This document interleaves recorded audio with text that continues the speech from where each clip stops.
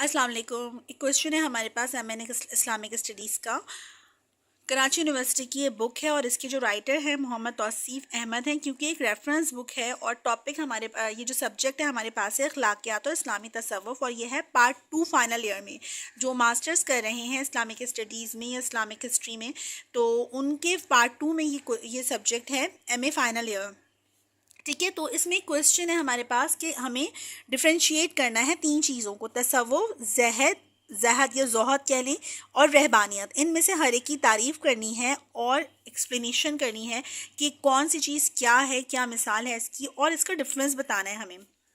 تو یہ کویشچن اتنا شارٹ کویشچن ہے کہ ہو سکتا ہے کہ یہ کسی اور کے ساتھ مل کر آ جائے یہ کویشچن کوئی دوسرے کویشچن کے ساتھ. کیونکہ آپ کے جب آپ فائنل ایئر یا فرسٹ ایئر فائنل ایئر میں جب آپ پیپر دو گے اسلامک اسٹڈیز کے ماسٹر کے، تو آپ کے پاس ٹوٹل 7 to 8 کویشچنز ہوں گے، جس میں سے آپ کو ٹوٹل 5 کویشچنز اٹیمپٹ کرنے ہوں گے. 5 کویشچن میں ہر ایک کے جو ایکول مارکس ہیں، ایکول مارک کس کے، اگر 100 ہے تو اس میں 5 میں ڈسٹریبیوٹ کر دو تو 20 مارکس ہو گئے آپ لوگوں کے. تو 20 مارکس کے گین کے لیے یہ کویشچن جو ہے نا شارٹ ہے، بٹ یہ جو ہے وہ 3 طرح کی ڈیفینیشن دینی ہے ود ایگزامپل. وہ 3 طرح کی ڈیفینیشن کیا ہے؟ آپ کو تصوف کی تعریف کرنی ہے.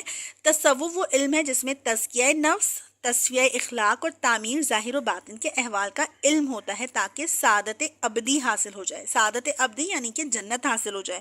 تصوف ایک ایسا کانسیپٹ ہے جس میں آپ اپنے نفس کا تزکیہ کرتے ہو. تزکیہ مطلب اس کو ذرا سا چھان پٹخ کرتے ہو، اس کو ذرا سا سدھار کرتے ہو اس کے اندر، اور اپنے اخلاق کی تصفیہ کرتے ہو، یعنی کہ اخلاق کو بہتر کرتے ہو، یعنی کہ محاسبہ کرتے ہو اپنے اخلاق کا. اور ظاہر و باطن یعنی کہ آپ کا جو انر سیلف ہے اور فزیکل سیلف ہے، آپ کے جو ظاہری اعمال ہیں، آپ کے جو انٹرنل اعمال ہیں، جو دنیا جانتی ہے ظاہری اعمال ہیں، جو انٹرنلی آپ کرتے ہو، جو آپ ہو، وہ آپ کا باطن ہے.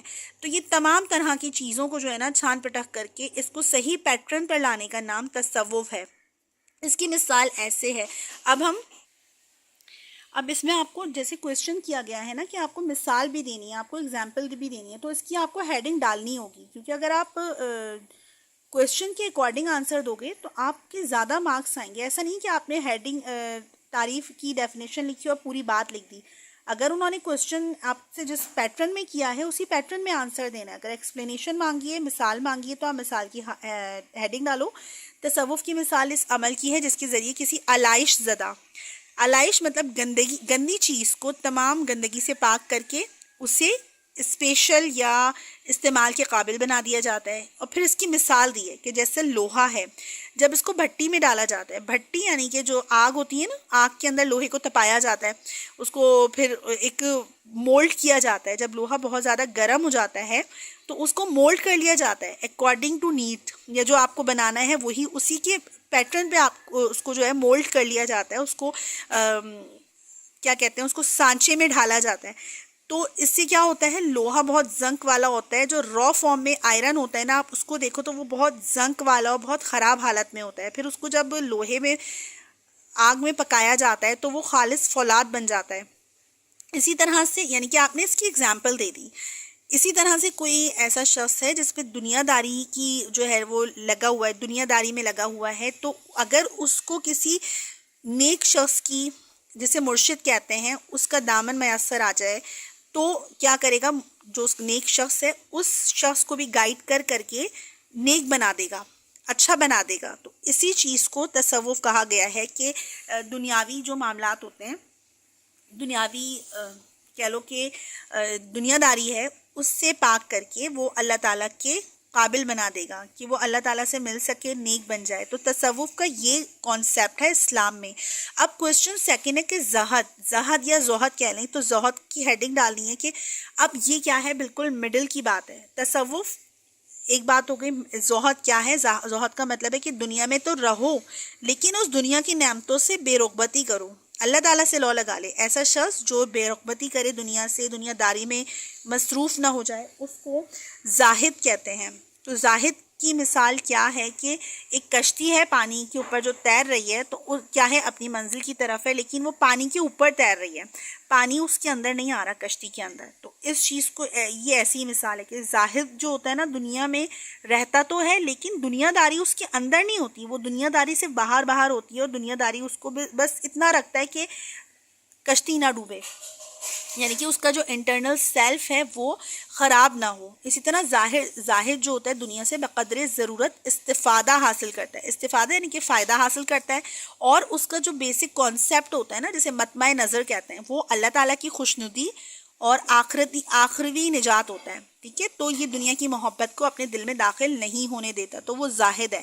اب رہبانیت کا کوشچن ہے کہ رہبانیت کی ایکسپلین کریں تو دنیا سے بالکل منہ موڑ لینا، تیاگ دینا، تیج کر دینا دنیا کو، جو بیسکلی ہندوؤں کا کانسیپٹ ہے، یا عیسائیت میں بھی یہی کانسیپٹ کہ نہ ہی آپ دنیا داری میں رہو، نہ آپ دنیا والوں سے کوئی کانٹیکٹ رکھو، نہ آپ اپنے نفس کی ضروریات کو پورا کرو، نہ آپ کھاؤ، نہ آپ پیو، نہ آپ بالکل سے اپنی تمام چیزیں جو ہے نا ضروریات زندگی اس کو تیج دو. تو اس کو کہتے ہیں رہبانیت. تو رہبانیت جو ہے نا ہمارے اسلام میں اس کا کوئی کانسیپٹ نہیں ہے. دنیا میں بہت سے انسانوں کے تعلقات ہوتے ہیں، تو کیا ہے کہ وہ صرف اور صرف صرف نظر کر کے صرف ایک چیز کو ہی اپنا مقصد بنا لے کہ اس میں ہمتن مشغول ہو جائے. ہمتن یعنی کہ پوری طرح سے اوور آل اسی میں مشغول ہو جائے. کس میں؟ دنیا کو تیج کر دینے میں، نفس کے مجاہدے میں. ٹوٹل دنیا کے معاملات میں کوئی غرض ہی نہ ہو، نہ وہ والدین کے حقوق ادا کرے، نہ وہ اپنے رشتہ داروں کے، نہ وہ پڑوسیوں کے، نہ بیوی بچوں کے، وہ کچھ بھی نہ کرے، وہ ٹوٹل تیج دے، تیاگ دے، کونا کنارے ہو جائے. اس کو رہبانیت کہا جاتا ہے. تو اور رہبانیت کو جو فالو کرتا ہے اس کو راہب کہتے ہیں، جیسے جو زاہد کو فالو کرتے ہیں اس کو زاہد کہتے ہیں. اور یہ کیا ہے؟ جیسے وہ کسی گوشہ سکون میں عبادت الہی میں مشغول ہو جاتا ہے. جیسے وہ عام انسانوں سے الگ ایک منفرد کوئی بندہ ہے اور پہاڑ میں چلا گیا یا کوئی جنگل بیابانوں میں چلا گیا، تو وہ راہب کہلائے گا. جو حقوق اس کے ذمے ہے نا بالکل اسے فراموش کر دیتا ہے اور اپنے ہی یعنی کہ جو سوچ ہے نا اس کے حصول میں مگن ہو جاتا ہے. اس کی مثال ایسی ہے. اب اس کیونکہ ہم نے تصوف کی مثال دی، ہیڈنگ ڈال کے زاہد کی مثال دی، اب ہم رہبانیت کی مثال دیں گے. تو اس میں قطع تعلق کی واضح طور پہ جھلک نظر آتی ہے. زاہد کو تصوف کی ذیلی شان. اچھا، کچھ لوگ کیا کرتے ہیں زاہد اور تصوف کو جو ہے نا سیم کرتے ہیں. تصوف ڈفرینٹ ہے، زاہد جو ہے وہ ڈفرینٹ ہے. یہ ہم یہاں پر دیکھ چکے ہیں. رہبانیت کا لیکن حقیقت تصوف سے کوئی تعلق ہی نہیں ہے. زاہد اور تصوف یعنی کہ یہ اور یہ تو سیم ہو سکتے ہیں، کہیں نہ کہیں دو ایک ہی طرح کی چیزیں ہیں، بٹ یہ جو رہبانیت ہے نا یہ تو بالکل ہر چیز کو پس پش ڈال کر اور تیاگ دینے کا نام ہے.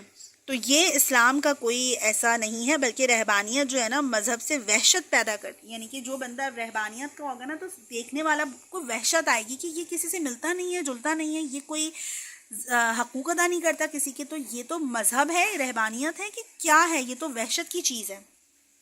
تو رہبانیت انسان کو مذہب سے دور کر کے گمراہی میں ڈال دیتی ہے، کیونکہ وہ کسی سے کانٹیکٹ نہیں کرتا، وہ کسی سے گائیڈ نہیں لیتا. کیسے وہ کچھ مطلب صحیح کر سکتا ہے؟ جنگل بیابانوں میں وہ کیا کرے گا؟ تو یہ جو کانسیپٹ ہے نا رہبانیت کا، یہ بالکل عجیب سا کانسیپٹ ہے، اور اسلام میں اس کا کوئی کانسیپٹ موجود نہیں ہے. رہبانیت تو سرے سے ہے ہی نہیں اسلام میں. زاہد ہے، تصوف ہے، لیکن اسلام میں رہبانیت کا کوئی کانسیپٹ نہیں ہے. یہ کویشچن آپ اس طرح سے ایکسپلین کر سکتے ہو.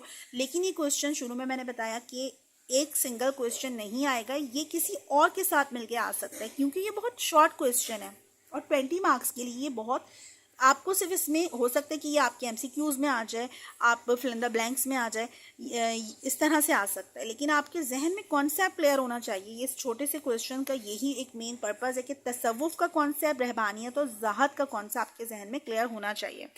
آئی ہوپ کہ آپ نے اس ویڈیو سے تھوڑا بہت کچھ سیکھا ہو، اسپیشلی جو ماسٹرز ان اسلامک اسٹڈیز کے اسٹوڈنٹ ہیں یا BA کر رہے ہیں، تو ان کے لیے کافی ویڈیو کچھ اس میں سے کچھ پوائنٹس آپ کو ملے ہوں.